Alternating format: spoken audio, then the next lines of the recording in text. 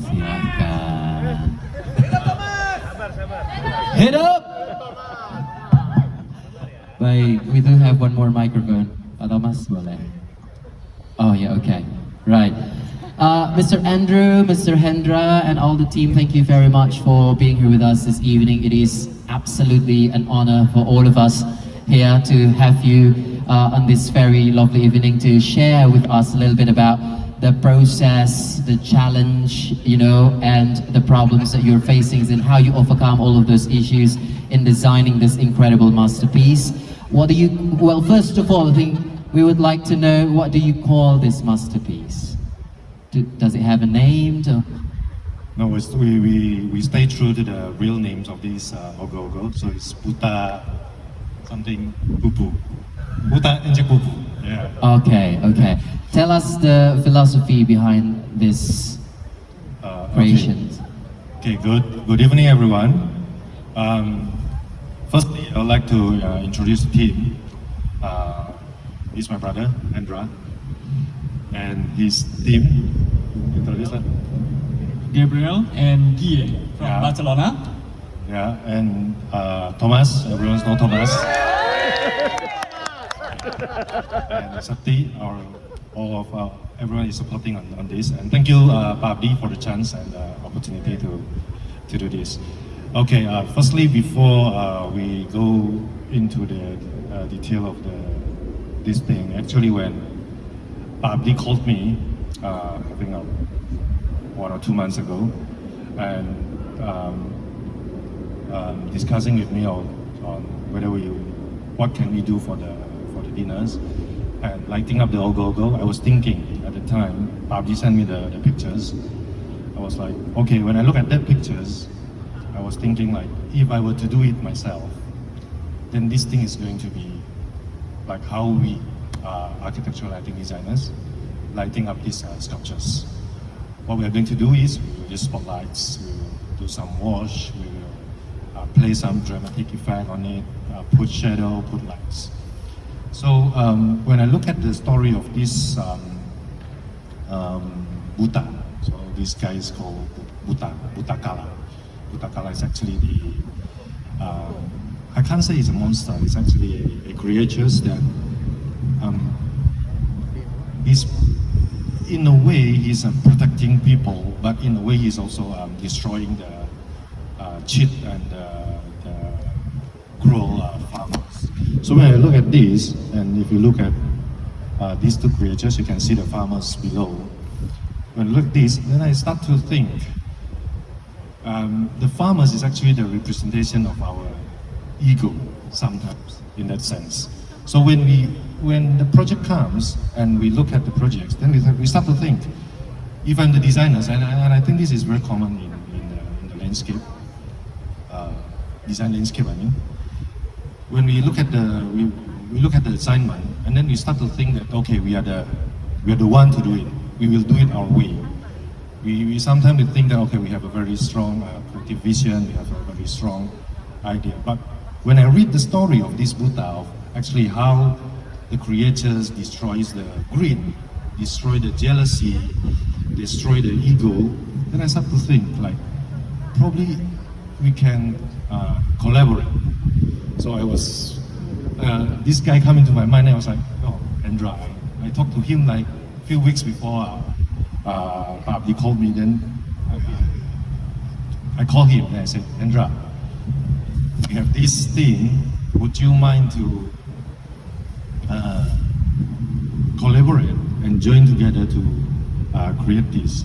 Because why? Because when we look at this, it's more than just a sculptures. It's actually, it can be a show, it can be a storytelling, it can be multidiscipline, if you ask me. In this case, we only have, because of the time limitation, we only have the chance to collaborate with Hendra, the video maker. Hendra, probably you want to say something on Yep. this? So, in terms of challenge, technically we have no problem, but timely, super problem. Because it's super tight schedule, and we only have 3 days to finish all the content, mapping, and thanks to Guy, who helps me a lot yesterday until 3:30. But the morality behind this Ogoh Ogoh I would like to tell a bit story behind our experience. We worked with many artists in the past, okay? 3 artists, 4 artists, super artists. The problem is all the artists, they are super ego, okay? I'm very good at this, I'm very good at that. And it's very difficult to collaborate, and it's very difficult to work together. 2 artists to work together is difficult, even 4 is even more difficult. So, how I relate light with Ogoh Ogoh. So Ogoh Ogoh is an ego, okay? It's a character. And very important in this industry, as you can see, lights evolve, technology evolves. In the past, you only play with a light, then you have dimming, and then after that you have colors, and then you have movement, and then you have many things, okay? It's very important that in Indonesia, all the designers, all the consultants, maybe we can work with each other, collaborate together, and to make this industry, the lighting industry, going even more wow, you know, in the international stage. Okay, I hope that our seniors like Pak Abdi, you can call a lead to collaborate between different designers, that we can make something more spectacular. And basically that's about it. And as in very short time, you will see our presentation, our visual design by Guy. There you can see how we actually make our light effects, how I actually collaborate with Andrew, because Andrew is a architectural lighting designer. How he tells the story, is the storytelling, is some kind very subtle. Okay, spotlighting, detailing, wall washing, you know, color grazing, and blah blah blah. But then comes the music. Okay, comes the audio.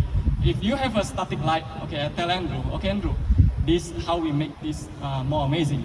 Okay, we collaborate, we make some effects, okay, some movement, but I still have to respect how you tell the story. You tell story implicitly, but how I tell the story is explicitly. But we don't want to be conflict, so we try to make it match. We blend, and this is how we call architainment.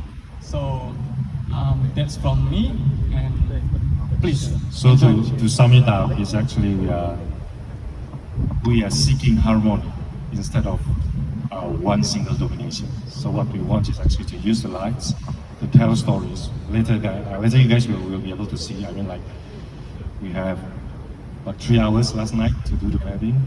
We stay up, Hendra and I and Septi, we stay up, and the team stay up all the way to 4 o'clock in the morning. You guys might already be asleep, but it's okay. If there's some mishap or small mistake, please forgive us, but you guys will be able to see that how lights actually can tell the story, introduce the characters throughout the whole narrative. I mean, like, Ogoh Ogoh is actually a very, if later when they play the music, you guys will realize that it's actually a very flat, they don't have like a final, like a movie. It's not a climax plot and go down. No, it's kind of flat. So that's actually the challenge, like on how to use this different effect to loop on, and so that people will understand more or less about the story of these creatures and how the guy on top actually protecting the guy below and actually killing the cheat and blah blah blah, and they disappear, something like that. Actually, the story is there is this village. They live in harmony, and then one day, not one day, it's actually over time, the farmers start to have like jealousy and greed, blah blah blah. Then this Buddha come out. He want to destroy it. He want to destroy. Probably they thought that he want to destroy the paddy fields or what, but in fact what he actually want to destroy is the jealousy, the greed, the ego. Until up to one day, then they realize that, okay, they should seek for more balance, the farmers, blah, blah, blah. And then that Buddha, finally, his job is finished. And then the desa, the village, go back to the balance. They do the ritual or something. And then they seek back harmony, less domination, in collaboration together with the nature again. And then everyone live in peace. So basically that's all. But I think I don't want to delay you guys and listen for all this boring talk for too long. So I don't know, probably kenapa? Kayak gini, ceritanya menarik.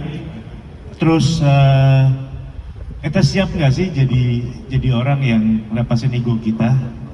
Ini kan pesannya itu sih yang paling, kepala kita tunduk sedikit buat komunitas kita.